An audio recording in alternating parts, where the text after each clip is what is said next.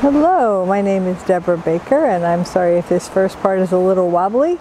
I'm coming to you from this creek along in North Carolina, just a ways from Lake Lure.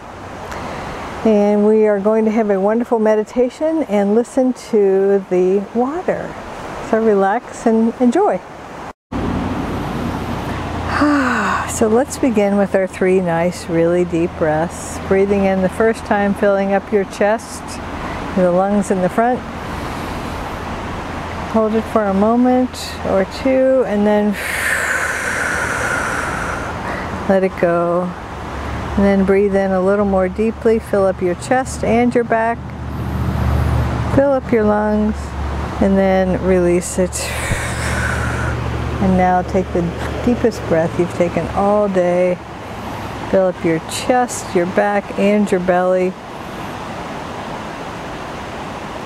for a moment, and then let it go. Just listen to that water. It's a beautiful creek or river. I don't know, sometimes the definitions are overlap. But it's just beautiful, full of rocks, and I hope it's not too loud.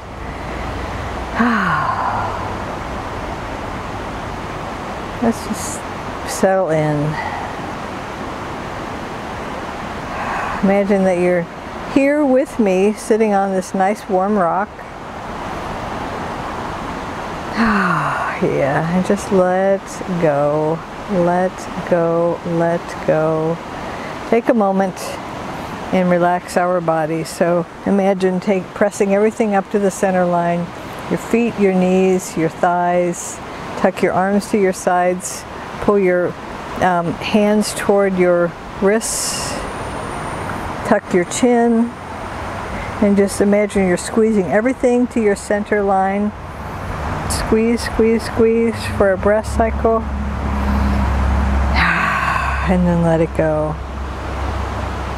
And just sit and relax, and relax, and relax. I'll take some still shots of this spot when I'm finished. I would imagine a month from now it's going to be gorgeous with the trees, but right now we're kind of in between seasons.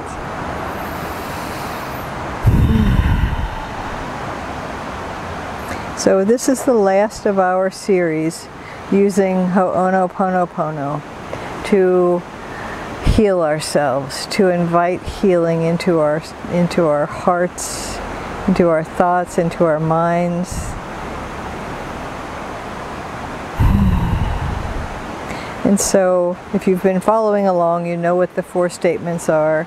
If you haven't been, I'll introduce them one at a time. But the guides told me that what we are invited to do this time is to think about an apology that we never gave, something that we regret, or we feel like, you know, if we could do it over again, we wouldn't do it, whether it's to ourselves or to someone else, someone who's passed away, or someone we can't reach, or maybe this is practice for an amends that you may make down the road. It doesn't matter. It is very, very freeing when we make amends, when we clean up our own side of the street. And if you are a person who has worked or is working the 12 steps, this is step 9, made direct amends to such people, meaning the people we have harmed, wherever possible. And so the first statement, take a deep breath, the first statement is, I'm sorry. So picture that person or yourself or that situation. Even though you did the best you could, which we know you did, sometimes it really helps just to say, I'm sorry. You just feel that sense of I'm sorry deep, deep within you. I'm going to be quiet. Let the water just be present to you as you feel that sense of I'm sorry.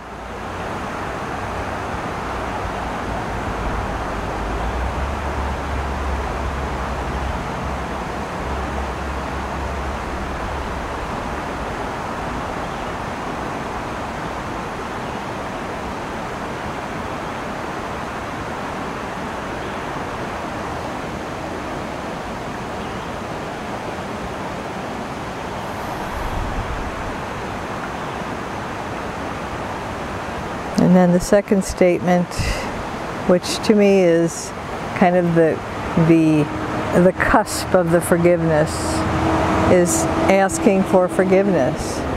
Please forgive me. So imagine saying that to yourself, and maybe your younger self, even your current self, or someone that you feel you have wronged, or a situation you feel like you've created. Please forgive me.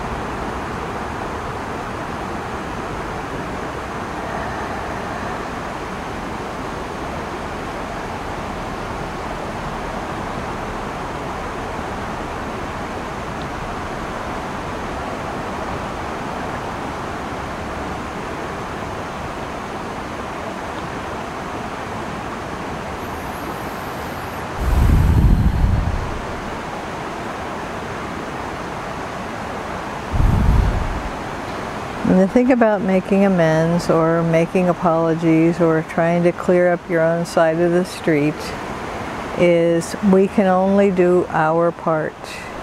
We have no control over how our apologies will be taken or received, if they will be received at all.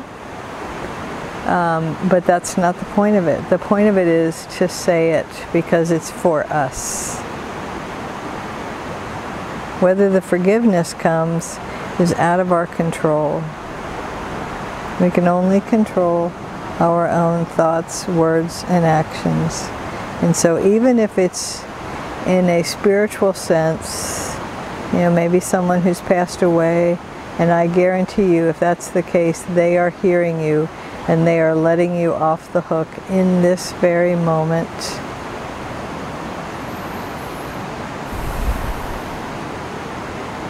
I'm sorry, please forgive me.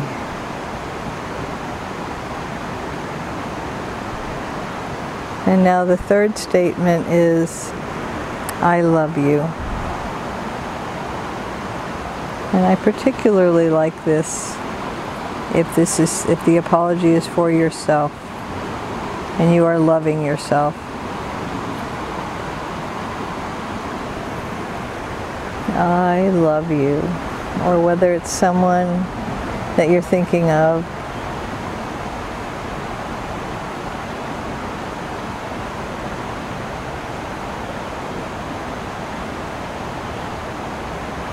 I love you.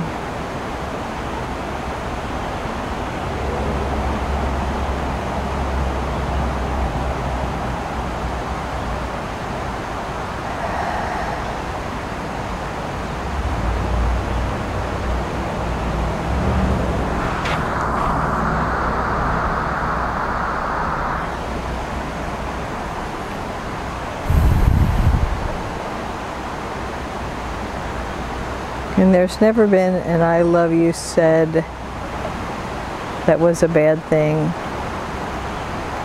Even if the person didn't want to hear it or didn't want to receive your love, whenever you say I love you, you are giving love out into the universe, and that is a sweet and holy thing.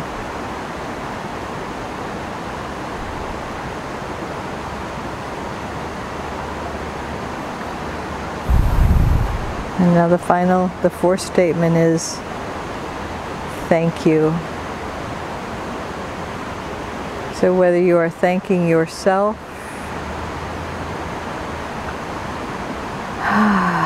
for showing up in your life, showing up for your loved ones, continuing to press on when the going is difficult, and remembering to stop in this moment, in every moment. Or whether it's someone else, thank you. Thank you for being in my life. Thank you for being part of something that I may have learned or understood in a deeper way. Thank you for guiding me toward my highest self.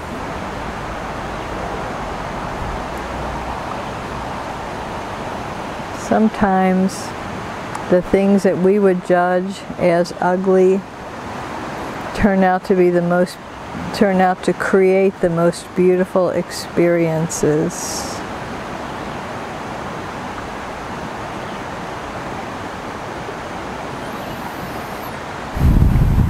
Or the most beautiful results.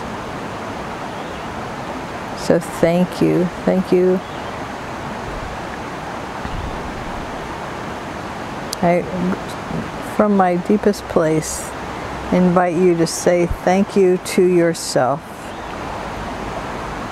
And then to think of thank you toward whomever or whatever these amends are directed.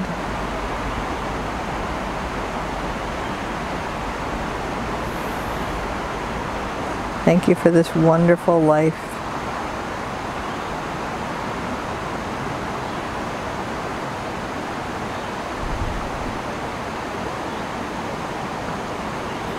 I have heard many, many ways to describe holding a resentment or holding something against someone, being angry, feeling betrayed, all of those things that keep us stuck. And one that really sticks out in my mind is the idea that holding a resentment against someone or being angry at them is like taking poison and expecting the other person to die. Meaning those angry, those hateful, those victim thoughts, those ideas of hanging on to what happened to me, life is happening to me, poor me, all of that is poison to our serenity. So I invite you to let go of that. Maybe practice this again down the road when it feels relevant. And now just take in the peaceful serenity of forgiveness, of being free from the chains of the past, being free from all of those harmful things.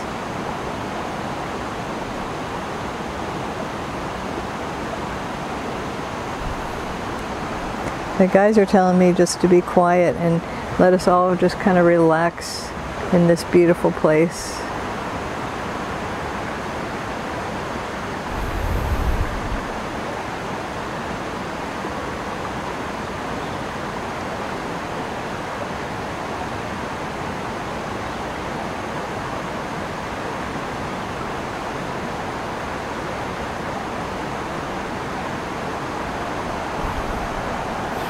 Imagine what you did is like a leaf dropping on this water, and it just flows away. You are free from it.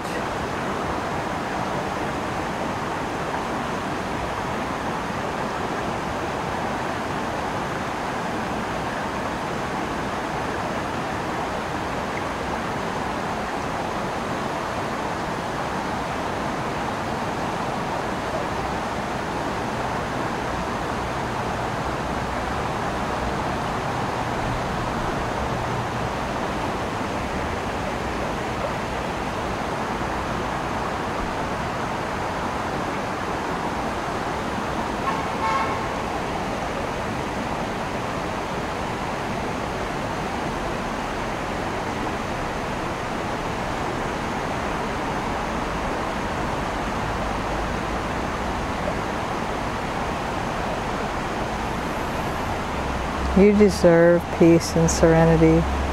You deserve to not be bound by anything from the past, anyone's sense of judgment, your own sense of judgment or criticism. You deserve to be free of all of that. You just take in the peace, the infinite peace that is flowing all around you. And I have one final thought, and this came from a movie, and I honestly can't remember the name of the movie, but they said, what is the most important day in the history of the world? What is the most important day in the history of the world? And the answer? Today. Today is the most important day in the history of the world. And you deserve to have a wonderful, peaceful, free day, free from burdens from the past, free to experience all of the love the universe has for you.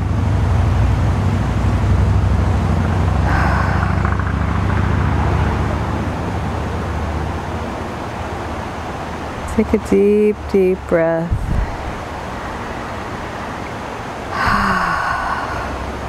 At the end of this video, I will have some photographs that were taken at Chimney Rock, which is ironic because a little over a month ago we were in Chimney Rock, Colorado. Now we're in Chimney Rock, North Carolina. Both very, very sacred places.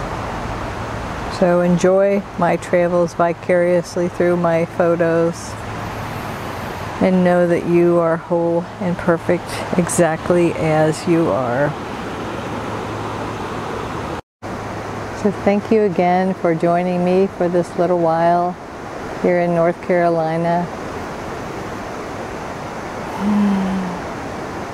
And I congratulate you, especially if you were able to hang in here through all of the meditations in the series on Ho'onoponopono, or even if you just joined us for this one. Thank you for joining me. Thank you for supporting me. And I truly, truly want to remind you that you are whole and perfect exactly as you are. And the one presence and the one power moving in, through, and as me honors and recognizes the one presence and one power moving in, through, and as you. And I would do the namaste sign, but I'm holding my camera. I don't want to drop it. So namaste, blessings. Have a wonderful week.